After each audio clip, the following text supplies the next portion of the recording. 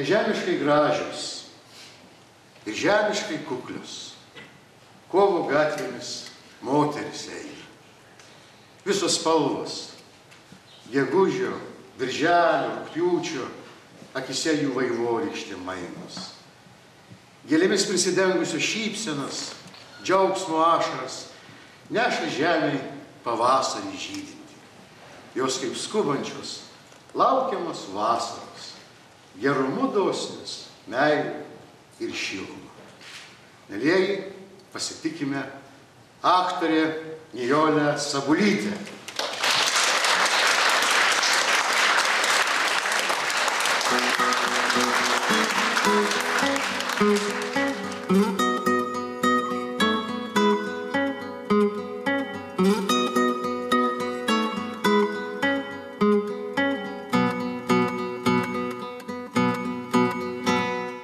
Tai buvo tada, kai dar motina ėjo pirma manęs, barstydama man savo meilės gėles ir dalindama elgetoms duoną, sakydama jiems, pasimelskit už Pranciškaus, Agotos ir Juozapo vėlę ir už tas vėleles, už kurias jau nieks nesimeldžia. Tai buvo tada, kai mes dar mylėjom savo numirėlius ir kai ta mūsų meilė per geležį arba per medį išsiliedavo saulėtais kryžiais. Aš negaliu dabar tau parodyti savo žalio vaikystės sodo ir motinos sėdinčios po sena obelim. Sekmadienio tyloje girdėdavau ją atsidūstant. Kaip šiandien matau jos maldaknygės lapais ropojančią Dievo karvytę, bičių dusgimą girdžiu ir nustebęs dairausi. Jausmas toks, tarytum man kas galva būtų paglostęs, nueinanti, vis nueinanti meilė, kvepiančios žaizdos ant kūno ten, kur tu buvai prisilietus. Žiūrėkim į ugnį, dažniau žiūrėkim į ugnį, nes turi būti kažkas, kas vis dėlto pasilieka. Pasaulis pilnas užuominų ir stebuklingų ženklų, kurių aš dėja nepajėgiu suprasti. Žinau, kad galvoju teisingai tada, kada apie meilę galvoju, bet negaliu surasti jos pradžios. Ir vakaro prieblandoj tyliai į ugnį žiūriu nueinanti, vis nueinanti meilė.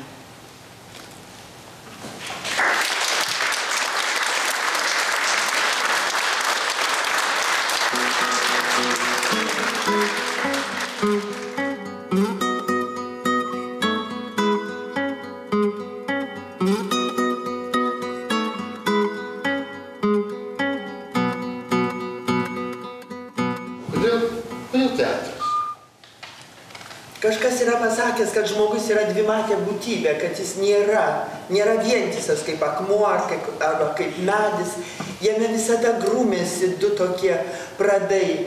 Kaip Marcinkevičius sako, žmoguje tiek velniško, tiek dieviškojo yra.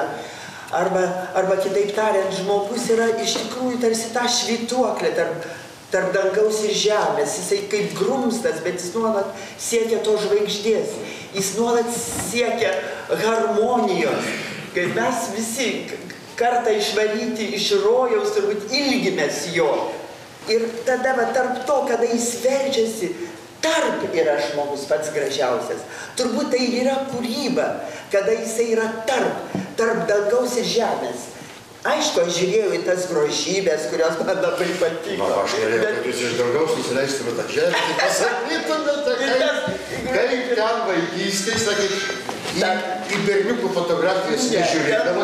Jų labai daug. Bet moteris, aktorės, gražuolė. Tai visų pirma norėtų būti graži ir labai. Ir ant atvirukų. Ir paskui, žinokit, nes ten buvo skrybelės, ten buvo plunksnos ir paskui jau tas plunksnas, tai vat ir prisirpusias mėlynės, mes atsitempėm jau tada viską. Norėjosi ir tų skrybelių, ir tų plunksnų, ir to gražumo, nu žinoma, viską ir turėjo. Nuo saulės suskeldėjo lūpos prisirpo mėlynės žinia. Jaunystė ant ežero supos spalvota žvejų vartelę. Kažkas įsipylė sėdėjo, bangelė guliavo krantą. O veikia ežero vėjai užgavo jie širdį ir man. Kažkas įsipylė sėdėjo, bangelė guliavo krantą. O veikia ežero vėjai užgavo jie širdį ir man. Aš pirmąją dainą tai prisimenu Lopšinę. Ir Lopšinė lenkiškai buvo. Ir mane paskui scenos kalbos dėstytojas, kai ar nedainavo? Sako, mama, jums lenkiškų Lopšinių, aš tik tai žinai, jau reiškia akcentas kažkokį, kaip mus mokė tarties, kaip mus mokė scenoj tiesiog mūsų Grakauskas. Taip, atrodė, man visko, žodžiu, turėjom nuostabius dėstytojus. Įstojo 24 mūsų, baigėm 11. Kas tokie? Oi, labai mūsų daug. Iš mergaičių tai Aldona Janušauskaitė, Barbora Abramavičiūtė, Misiūnaitė Marija, Skubutytė Marija, Sakalaitė Julija, mano ryškė, su kuria mes atėjom Alsys, atėjo Alsys į Klaipėdos dramos teatrą. Aš atėjau ir Julija Sakalaitė, pakviesti mūsų režisieriaus Povilo Gaidžio. Ir Fausta Laurinaitytė Šiauliuose, Meilutytė mūsų buvo kurso, Pintukas, Algis, Vaitiekaitis Jonas. Ir kurse dainuodavom, bet mes kartu dainuodavom. Mes labai mėgom, bet visi, kadangi mūsų pirmas buvo kursas, o reiškia Rusų dramos teatrui ruošiamas buvo trečias kursas, mes kartu su jais labai draugavom, irgi dainuodavom. O paskui kągi, jau studentavimo metais, kada Liuksemburgo radijo klausydavom, taigi, iš ten atėjo balandėlė, ne mane iš karto La Paloma pakerėjo, tai amžiams jau paskui aš įgrįžau su ta daina, visi baliai baigdavosi šitą dainą. O reiškia, besame mūčio, bet ten išgirdau iki žodžių, dar nežinodavau, bet ten aš aišku nežinojau, kad šitai La Palomai 200 metų, kad jinai kapitonų himnų vadinama. Nežinojau, bet jau matot, tada matyt mane traukė prie jūros. Kada tolumoj išnyksta gimti krantai, žinau, laimę neša tavo balti sparnai.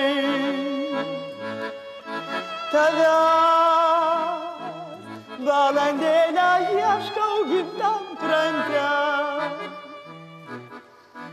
ir vėl į kelionę tu palydėk mane. Kai jūra šėlsta jūroj tarimsta bangos, ieškau balandžio balto po juodą dangų. Tolumoj krūtinę ilgam suspaudžia, meta balandis man blusnelę baltą. Balandėlė mano, tu svajonė žydra, nepalik manęs vieno jūroj ir aplankyk mane. Ay chinita que sí, ay tanto amor, ay que vente conmigo chinita, a donde vivo yo. Taip, čia jau laimė. Laimė, nes reiškia, vat kitos neturėjo galimybės į teatrus. Čia yra didelė laimė, jeigu tave paima į teatrą iš karto. Mes, kai atėjom, dar buvo senoji vata Marti, dar Kelniūtė, kancleris vaidino. Kaip kancleris dainuodavo, gražiai. Ir aš atsimenu tą jo dainą, ein bernelis per kiemelį, pilką sermėgėlę. Kad pilka sermėgėlė, atmeilus žoleliai.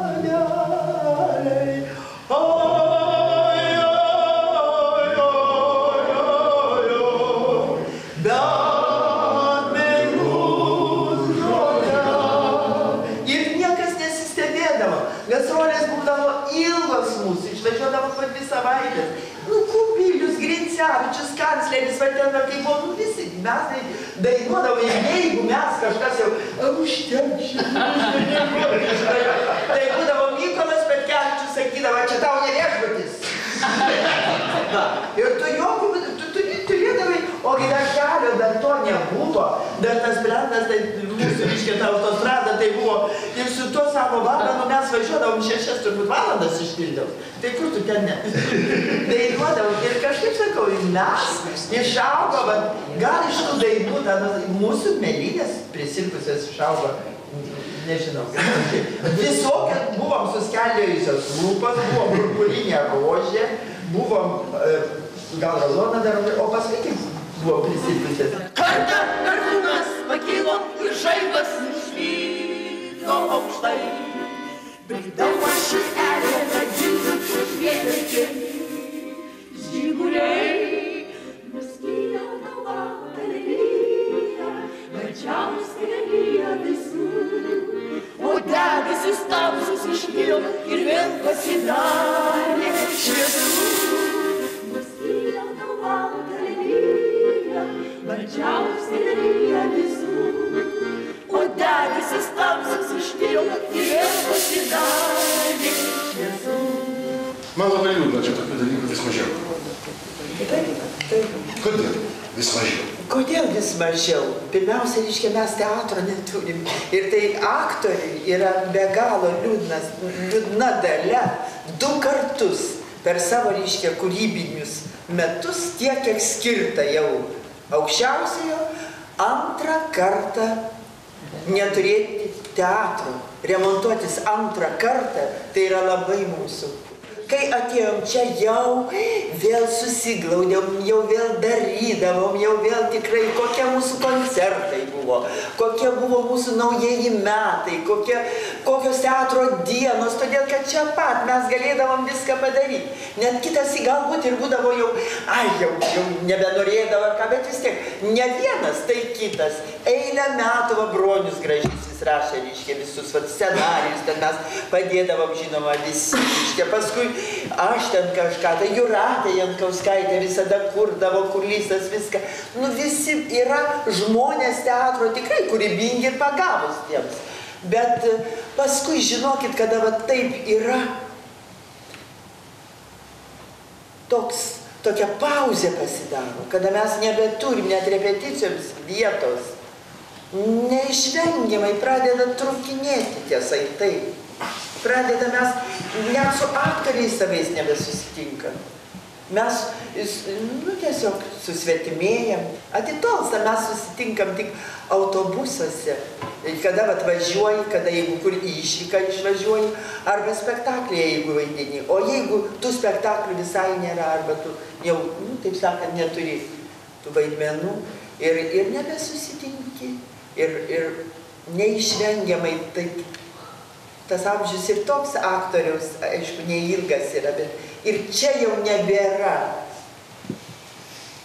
Aš nežinau, kas pasidarė. Mes anksčiau stebėdavomės, kad va, ten kitur Vokietijoje, kai važiuom, niekas neužeina į namus, galvom, kaip čia yra. O dabar žiūrim, kad ir mes panašiai. Be skambučio nebeužeisi, nebesusitiksi, bet kiek susitikimo anksčiau būdavo daug teatre ir naujus metus netgi sutikdavom, švęsdavom. Dabar tai tikrai atitolom. Aš nežinau, taip, man menasi, kažkaip prisiminiau, norėčiau tokį paskaityti eilėraštį Henriko Nagio. Epitafija draugystei vadinasi. Mes vis dar kalbam apie baltą brastą, atokaitoj toli Žemaičių kaime. Tai yra tėkmė, tekėjo per geltoną smėlį, mūsų plaukai saulės nudeginti geltoni, kaip smėlis, kaip rūgių laukai, kaip gintaras ir vaškas. Tai yra tėkmė, nubėgo per geltoną smėlį, draugystės mėlynajam vandenyje veidus supdama. Mes dar tebekalbame apie karštą ugnį, miglotą vakarą ir rudenį plevenančią prie kelio, kada drebėdamas sušalė mūsų rankos, viršum žaryjų laikė krintančią į žemę naktį. Mes kalbame apie bevardę mažą stotį, atsiminimų lygumose tolstančią nuo mūsų, kur paskutinį žodį sukapojo ratų ritmas ir geležiniai dūmai mums išdegino akis. Mes kalbam apie pasakų gražuolį paukštį, kurios sparnus nukarpė kietos laiko žirklės. Mes kalbam apie žalią, gyvą medį, kurio šaknis supūdė neatlaidus lietus. Mes kalbam apie dainuojantį pavasarį, kurį palaidojo žiemos karste. Mes kalbame ir kalbame apie draugystės saulę, kuri seniai užgeso danguje ir žemėje po pelenų pluta.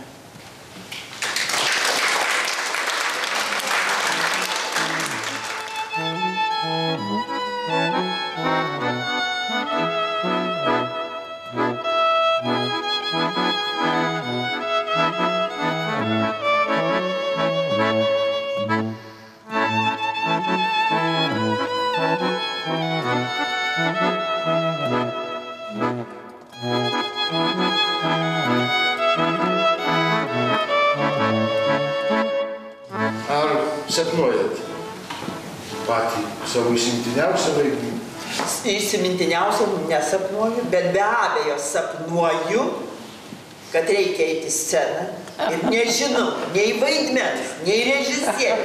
Ir kažkoks ir prašau ten kitų, kad nors apie ką, nors maždaug, žinai, taip, ir jau čia tu turėjai, jau tave stumė, tu nežinai, nei kaip apsivilkti, nei ką, nieko nežinai. Ir galbūt, kodėl, nekolegiški tokie, ir galbūt, žinai, ką čia daryti. Ir vienas sapnas tai buvo toks, bet aš sapnuoju vis dar. Galvoju, ką dabar daryti, Ir nežinau, ką daryti, ir susisuku, žinokit, į uždangos, va taip, susisuku į uždangą ir simuoju taip, reiškia, ir galvoju, gal pasakys, kad čia visai neblogas sprendimas. Sapnuoja, tikrai visi turbūt sapnuoja savo profesiją.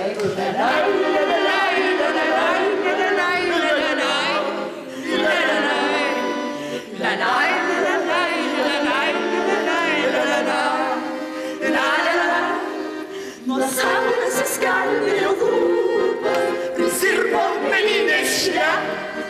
Oi sumas jaunystė, oi sumas smaluotai žvejų valtelė. Nuo saulės įskaldėjo lūpas, prisirpo mėlynės šle. Oi sumas jaunystė, oi sumas smaluotai žvejų valtelė.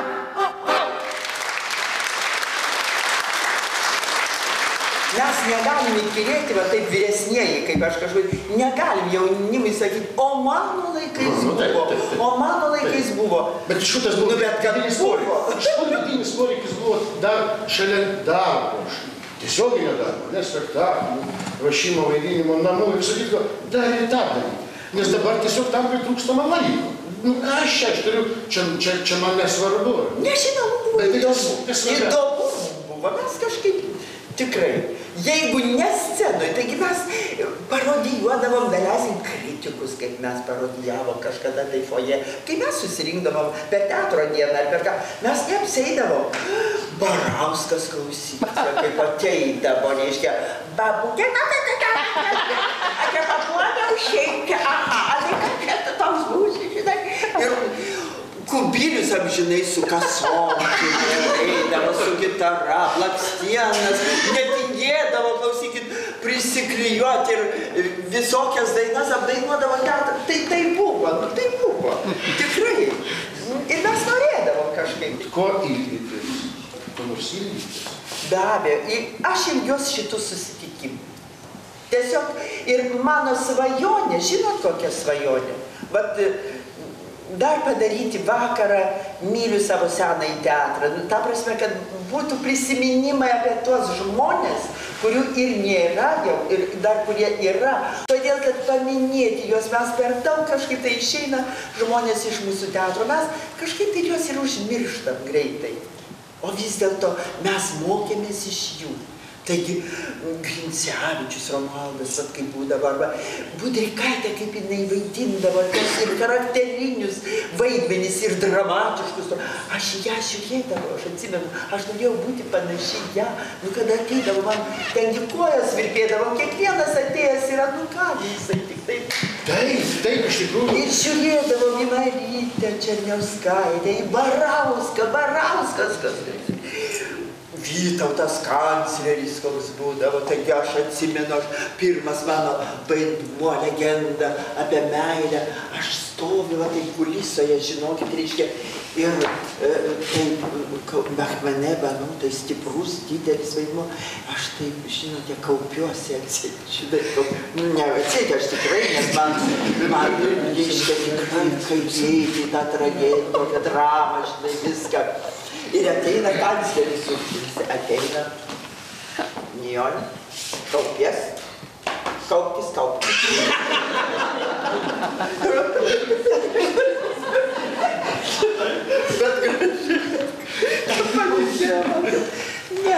Žinot, ar kokį nors receptą gyvenimo ir turistį, bent nusakė jūsų kurso vadovas. Na, pavyzdžiui, mūsų profesorė Irina Vaišytė ir man kurse pasakė, ruoškite savo 60-mečių. Mums sakydavo Rudzinskas, teatre sunkus, tik pirmieji 25 metai. Mes galvom nesakom, bet iš tikrųjų po 25 lengviau. Kai bėga metai, laikas būtų ir sustot. Kaip skubo metai, bet man širdį dar neruduo. Šoksime mes viesos, po meilės lietumi, mums ilgai šapsosis vyrai, pagyvenę ir jauni. Mūsų jokio girios aidas atkartos toli. Šoksime mes viesos, po meilės lietumi.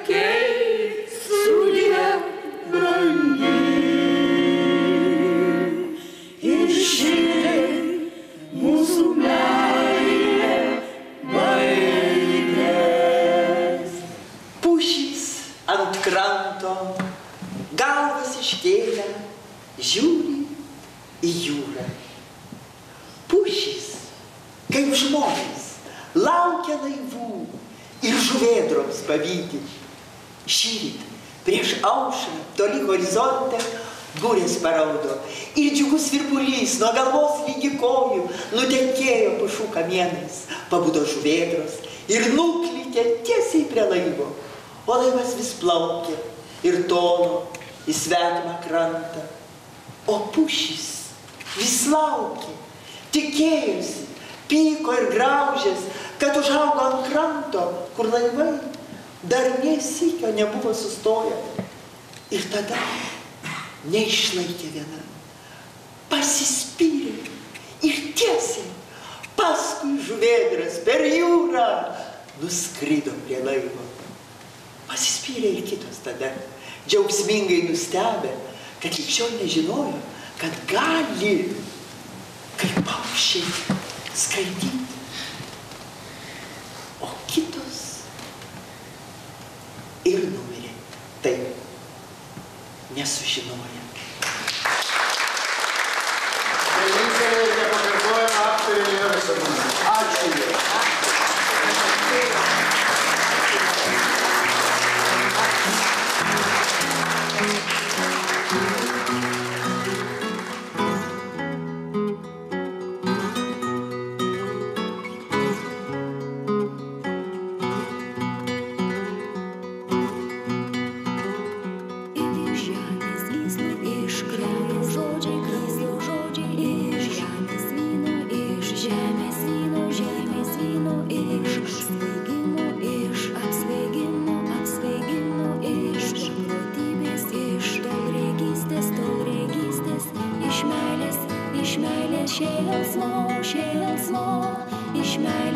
Iš meilės ginčo, iš meilės